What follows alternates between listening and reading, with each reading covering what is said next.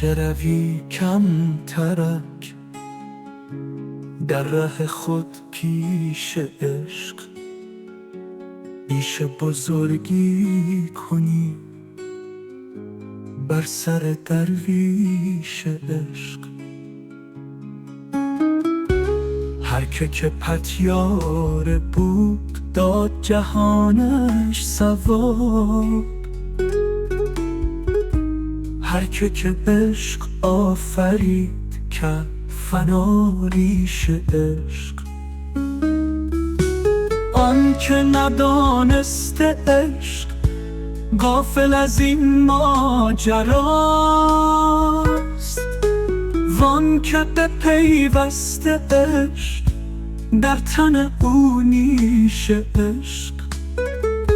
چرخ غزل گشته است تا که به دینجا رسید، بنده تنهای عشق فاش کند کیش عشق.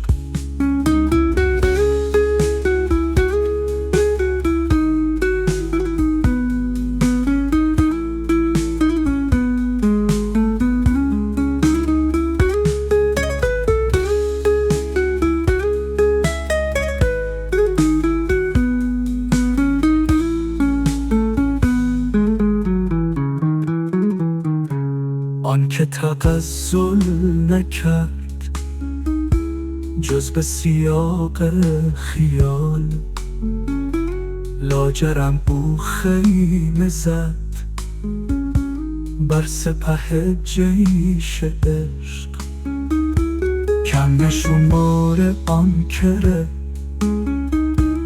هیچ به جز حق نداشت،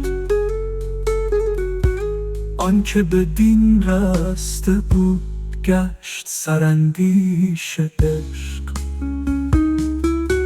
آن که ندانسته عشق غافل از این ماجراست،